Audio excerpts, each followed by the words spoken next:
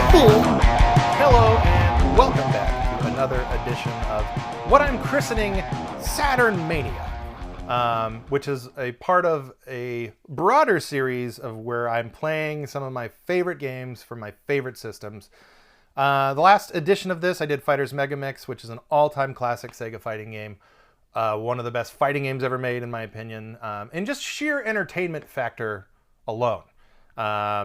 It is just a hoot of a good time.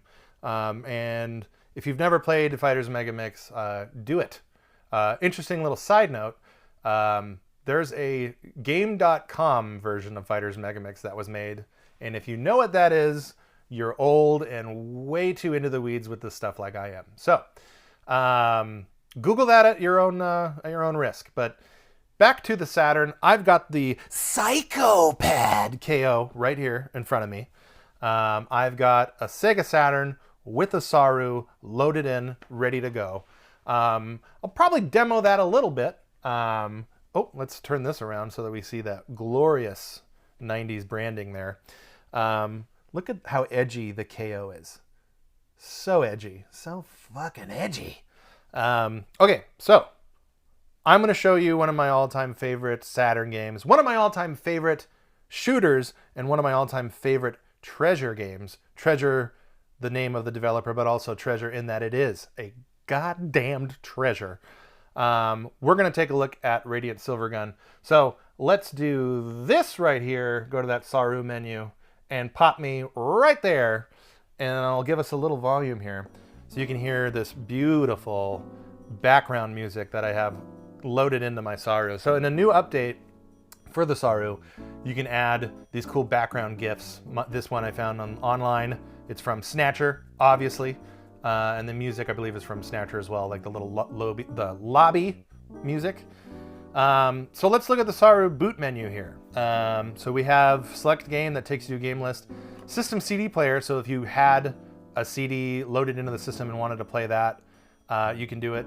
And what's really cool about that is when you go down to load binary, so the Sega Saturn, a few number of games that were Japanese only came with cartridges that weren't the RAM cartridge, they were ROM cartridges.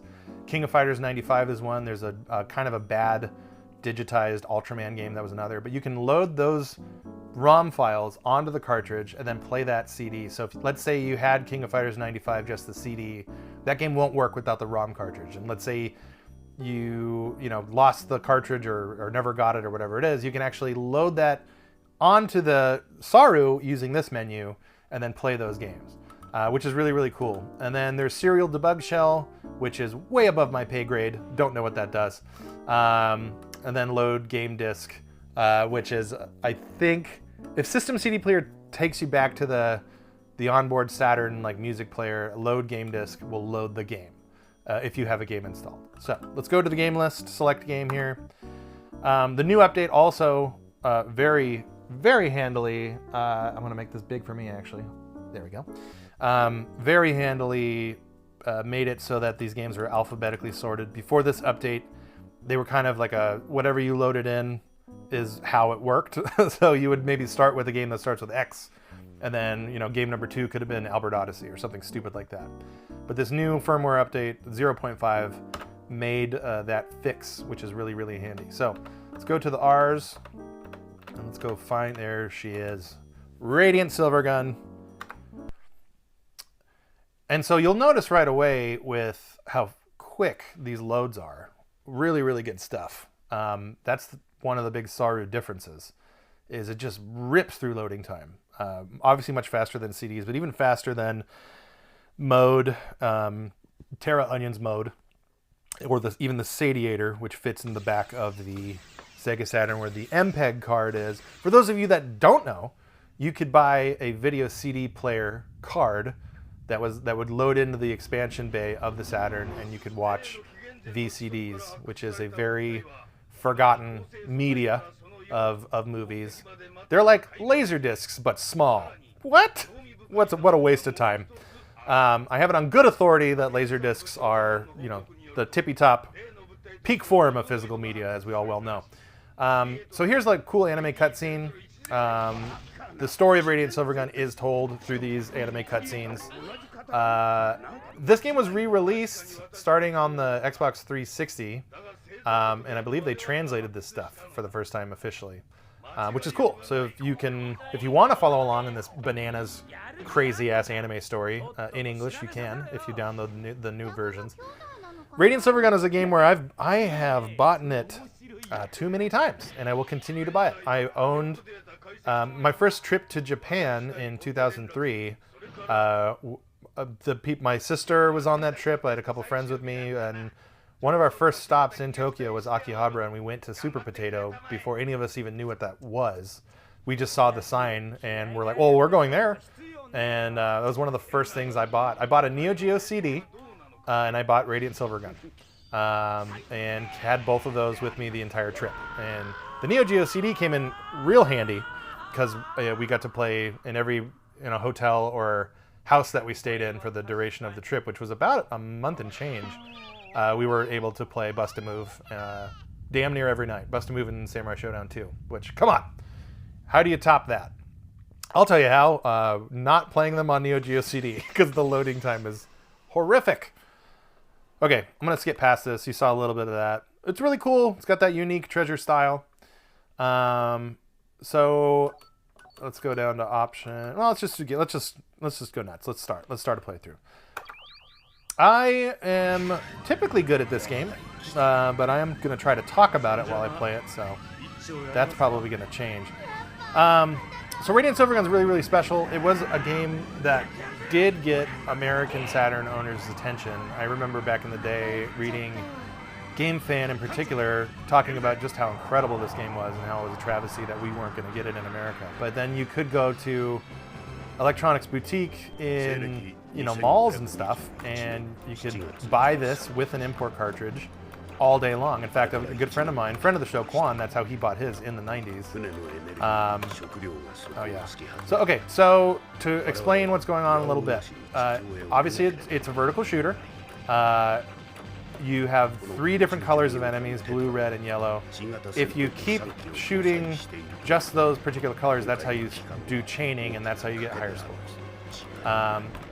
By pushing one of the trigger buttons on this joystick that's a little trickier, this is a version of here's a shooter that I actually prefer playing on a gamepad, if you can believe that. But you can also push all 3 of the buttons, A, B, and C, and do that sword move. The sword move, as you can see there, absorbs the pink bullets and gives you your bomb attack, which I will use right there. First death. There's my first stinking death. And the first boss has been done in. So, yeah, this game is a really good hybrid of sprite-based artwork and 3D artwork. It's done so well, sometimes I can't tell what's 3D and what's sprites, which is really, really cool. It's a sign of a well-made 2.5D game. The music, which I have kind of turned at a lower volume, is also some of the best. The composer of this music also did the Final Fantasy Tactics soundtrack and a few other games too. But it's one of the more famous things about this wonderful game. So back for me, I heard about this game in the late 90s, again, reading Game Fan, stuff like that. But then I, in college, so early 2000s, really started to get obsessed with a band, and still one of my favorite bands of all time, a band called Discordance Axis. In particular, as a drummer, the drummer of Discordance Axis, Dave Whitty, is one of my dudes. I have ripped him off and his style of playing off for a lot of my own projects, so thanks to him. But one of the cool things about Discordance Axis is they would talk about video games a lot as points of lyrical inspiration. And Radiant, the word Radiant appears in at least one of their songs, but it has to do with this game. The singer of Discordance Axis, John Chang, is a big old dork, and in particular this kind of stuff, arcade shooters and all that stuff. He's still doing bands. He's in a band called Gridlink, which I think is still doing something. And then there's another band that he did with the original guitar player of Discordance Axis, which they have a really long name and I can't remember it, but it's really good. So yeah, if you're a fan of wild ass grind that kind of extreme metal, you probably already know who Discordance Axis is. Or maybe if you're a fan of Radiant Silvergun, you might know who Discordance Axis is. But yeah, they're primo stuff. But yeah, that's kind of how I got like my biggest exposure outside of gaming magazines was that band, and seeing the singer kind of gush over how great of a game it is. And boy, is it. This game is, God, it's probably, I go back and forth. If you ask me today, I might say this is my favorite Treasure game ever made. If you ask me tomorrow, I might say that's Ikaruga. But they're really, really, really close. And for a developer like Treasure, who has such an amazing track record, like they just make really good games, with the exception of Stretch Panic for PS2, which is really weird, and not weird in a good way. Weird in a what the fuck are you doing kind of a way. And you know, a lot of people don't like the Wario Land game, or is it Wario World, I think is what it's called, for the GameCube. And I get it. It's a pretty simple game. I happen to like that game a lot. It's real old school. I don't know, first credit loss. We're doing all right. And I'm yammering on, so not doing terrible. I guess that kind of speaks to how much time I've played this game. So I'm navigating the... Ah! Spoke too soon there. So right here, I'm just going to go ahead and gobble up as many of these pink bullets as I can, and then we're going to do that and make our way through. And cheat to get through. When you die, you are invincible for a brief amount of time there. Okay, second boss. So the bosses you break down in chunks, which is pretty neat. And that's like an additional feature of the game, is if you break down the bosses piece by piece, you get a higher score. And you get like a 100% boss destruction rate, which is really nifty. And it adds replayability to this game. One thing I don't think I've mentioned yet is that this masterpiece of a shooter on Saturn has an exclusive Saturn mode, which I don't think I'm playing right now. I might be. But the Saturn mode is kind of like an RPG. So this game starts you off with 2 credits. So I got a game. So right here, you get save file 1, 2, and 3. This is the Saturn mode. So I'm going to do save file 1, and then I'm going to start it back up, and I'll explain how this stuff works. So on the Saturn mode, I believe it's every hour of play, it might be every half hour of play, you unlock another credit. So you start with 2 credits, and this game is ridiculously hard, as it should be. The only way that you're ever going to beat it is by grinding through, playing for a lot of time, and leveling up your weapons and unlocking credits. So in the top left of the screen, you see it says B, C, A, and then there's numbers. So my A weapon, which is obviously the A button, has gotten up to level 2, so it's a little stronger. The B button is still at 1. A is the Vulcan, this weapon. I mean, that's what you're going to use the most of in this game. But if you push B, it does this weapon, which is kind of like a homing thing. And then the C button does this way outside shot, which is actually really handy in different levels, different areas. When you have enemies coming on the side, this thing rules, and it's really strong. It's a very strong weapon. So the more you use those weapons, the more they level up, which is very, very, very cool. And then you can do combinations. So this is A and B, which is mapped to just I believe it's the Z button? Yeah. So in the arcade, this came out on Sega's STV hardware. You only had 3 buttons on those cabinets. So you had to do combinations of buttons. So A and C, A and B, B and C, that kind of thing. On the Saturn, they mapped that stuff to X, Y, and Z because you have those buttons. And then you have the sword attack mapped to the triggers, which is, or the bumpers, excuse me, which is very handy. This weapon here, which I'm holding the X button, is another homing weapon. But it is, in addition to that, it's a way, there are these weird unlockables that are these crudely drawn dogs. I'll try to find one. I think there's one early on in the game. But they give you a lot of points, and they're hidden all throughout the game. So it's just this neat little touch that Treasure put in there. And the only way to find them is to use this particular weapon. So let's see if I can unlock them. I'm going to try to survive long enough to do that. I don't remember where they all are.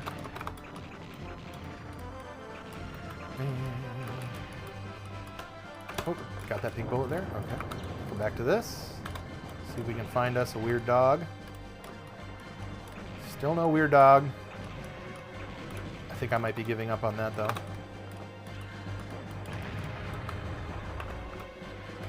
Oh, jeez. Yeah, I wish I could just remember where one is, but I can't. So I think we're just going to skip that. But what I will do is... I was going to say I was going to navigate through that bullet hell curtain, but... It's hard playing this game and talking.